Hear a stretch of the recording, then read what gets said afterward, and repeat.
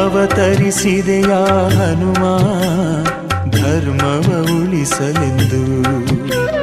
ಶ್ರುತಪಡಿಸಿದೆಯ ಹನುಮ ಭಕುತಿಯ ಮೇಲೆಂದು. ಸೀತಾರಾಮರ ಹೃದಯದಿ ಧರಿಸಿಹ ನೀನೆಂದು ಮಾನ್ಯ.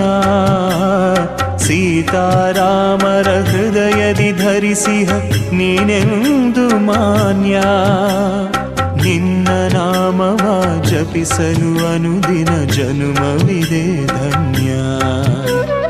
ಅವತರಿಸಿದೆಯ ಹನುಮ ಧರ್ಮವ ಉಳಿಸಲೆಂದು.